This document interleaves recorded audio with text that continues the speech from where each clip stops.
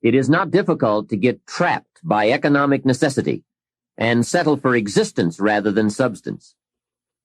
We all have a choice. We can either make a living or design a life. The first is environment. The second is events. The third is knowledge.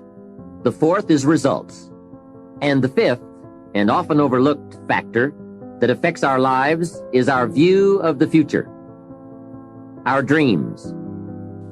Of all these five influences, make sure your dreams are the greatest influence on your daily decisions and activities. Put another way, make sure that the greatest pull on you is the pull of the future. For your dreams to greatly influence you, for the future to pull you, your future must be well planned. There are two ways to face the future. One is with apprehension, the other with anticipation. Guess how many people face the future with apprehension? Why? They don't have it well designed. And without really thinking about it, they have probably bought someone else's view of how to live. You will face the future with anticipation when you have planned a future you can get excited about. When you have designed your future results in advance. In this way, the future will capture your imagination. It will exert an enormous influence on you. And to design your future, you must have goals. Well-defined goals are like a magnet. They pull you in their direction. And the better you have defined them, the better you have described them, the harder you work on them, the stronger they pull. And they pull you through all kinds of difficulties too. Without goals, it is easy to let life deteriorate to the point where you're just making a living. It is not difficult to get trapped by economic necessity and settle for existence rather than substance. We all have a choice. We can either make a living or design a life. Now we're going to take some time to actually start designing the next 10 years of your life. We're going to start setting your goals. Goal setting is one of the most important skills to develop if you want to design your future. I'm going to give you enough homework not only to keep you busy for the rest of your life, but also to help you create the kind of life you may have always dreamed about living, but never believed possible. So let's get on with it. The sooner you exert the discipline, the sooner you will be enjoying the results. Once the results start to come, believe me, you won't mind the hard work and discipline it's going to take. Now, get a sheet of paper, and at the top of it, write the words, long-range goals. I'm going to ask you some questions, and I want you to jot down the answers. If you don't have paper and pen handy, follow along with me now anyway, just listening. Then, later, listen again when you can write down your ideas. After I've asked the questions, which is the first part of this exercise, you can stop the tape and work on your answers. All right, let's start this exercise. The basic question you are going to answer is, what do I want within the next 1 to 10 years? I want you to take about 12 to 15 minutes and make a list of at least 50 things you want within the next 1 to 10 years. These are long-range goals. To help you get started with your list, consider these questions. What do I want to do? What do I want to see? What do I want to be? What do I want to have? Where do I want to go? And what would I like to share? Now, with these thought starter questions in mind, answer the basic question. What do I want within the next 1 to 10 years? See how many things you can write down. At this point, don't take the time to describe in detail everything you want. This is the time for you to let your thoughts pour, to write fast and to abbreviate. For example, if you just write down 380, you'll know what that means. You don't have to describe the color and the interior of the car. You'll do that later in this exercise. I want you now just to abbreviate and write fast. Make the list as long as you possibly can. Try to write down at least 50 items, 50 things you want within the next 1 to 10 years. These are long-range goals. Spend about 12 to 15 minutes on this. After you've completed your list, you're ready for the next part of the exercise. Go through your list And next to the things you think you can accomplish or acquire a year from now, write a number 1. Next to the things you think it will take 3 years to realize, write a 3. Next to the things it will take 5 years to accomplish, write a 5. And next to the things it will take 10 years to accomplish, write a 10.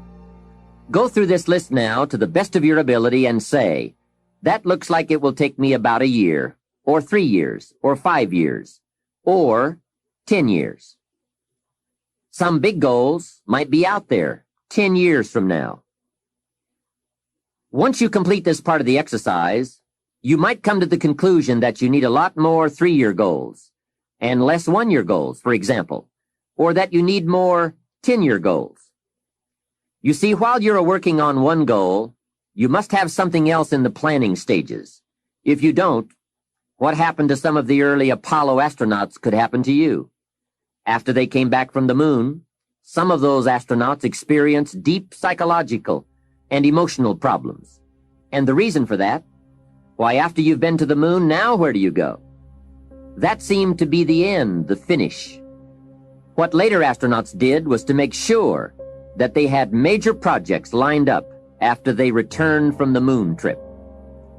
The way you enjoy life best is to wrap up one goal and start right on the next one. Don't linger too long at the table of success. The only way to enjoy another meal is to get hungry. Another thing to check for on your list is that you have included goals for each of these 3 important categories. First, make sure you've listed your economic goals, your goals for income, profits, and productivity. Second, make certain your list includes material items you want, tangibles, such as a home, a car, a boat, furniture, or jewelry. Don't attach the wrong importance to things, but they are important. Third, you'll want to include on your list goals for personal development. Write down all your personal development goals. Your goals to be more physically fit, to lose weight, to be more decisive, to be a more effective leader, to be a better communicator, to learn another language. Of course, there are other types of goals to consider: family goals, social goals, lifestyle goals. This is pretty heavy homework, but remember, whether or not you do your homework shows up in the marketplace as well as in the classroom. After you have determined which of your goals are 1 year, 3 year, 5 year, and 10 year, and after you've made certain your list includes economic goals, things, and personal development goals, I want you to go back to this list again. Now pick out the 4 most important 1-year goals, the 4 most important 3-year goals, the 4 most important 5-year goals, and the 4 most important 10-year goals. Those 16 goals will give you plenty of work for now. Get out some more paper, and in a brief paragraph, describe each goal. How high, how long, how much, what size, what model, what color, for example. Also describe why it is important to you. This is a process where you either talk yourself into it or talk yourself out of it, which is good. When you're unclear as to why something is important, usually you put only half-hearted effort into it. What you want is a powerful motivator, but the reason why you want it is an even more powerful motivator. It has greater pull. You may find that some of your goals you thought at first glance were important are not important after all. Do some reflecting, refining, and revising. The point is, right now, try to have approximately 4 1-year, 3-year, 5-year, and 10-year goals that you truly believe in, that inspire you, that you've sold yourself on. When these goals and the reasons you want to obtain them are each clearly described in a brief paragraph, transfer this information to a journal or some type of notebook that you can carry with you easily and refer to often. It's essential to set aside some time every week to review all of your goals, to rearrange them, redo them, restructure them, to add goals, or to tear up the whole list and start over. Goal setting is not something you do just once. It's a continual process. Also, you must constantly check your progress toward your goals You don't want to fall too far behind on, or worse, lose sight of, your important goals. Now, just as important as your long-range goals are your short-range goals. Your goals for tomorrow, next week, next month, 6 months from now. These are goals you can accomplish within the next year, the immediate future. We call these goals confidence builders. When you work hard, burn the midnight oil, and accomplish these little things, it builds your confidence to go for your long-range goals. Write down in your notebook or journal all the little things you would like to have or accomplish in the next year. How you set up this list is up to you. You might want to break it down by week or by month. Set it up in whatever way works well for you. Part of the fun of having a list is being able to check off something as obtained or completed. Every week, try to check off at least one thing on your list of short-term goals. And when you are able to check off something major, something on your list of long-range goals, celebrate. Make winning joyful. Congratulate yourself. It is very important to celebrate progress. We grow from two experiences. One is the joy of winning, and the other is the pain of losing. Here's what that also means. Make losing painful. Put it on yourself. If you set something up, fooled around, didn't pull it off, put it on yourself. And get around people who will help in this area. Hey, don't join an easy crowd. Go where the expectations are high, where the pressure to perform is high. It's how we grow. Here's a most important question to spend some time answering. What kind of person will I have to become to get all I want? Write down a few thoughts on that. Write down some skills you'll have to develop, for example, and some of the things you're going to have to learn. Just spend a little time writing a few sentences on this. What kind of person will I have to become to get all I want? The answer to this will give you some personal development goals. Remember that income does not far exceed personal development. All of us have to do this kind of self-examination.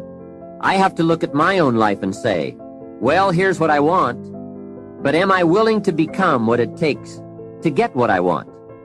If I'm too lazy, if I don't want to learn, read, study, and grow to become that kind of person, then I cannot attract what I want. Now, either I have to change my wants, or I have to change myself.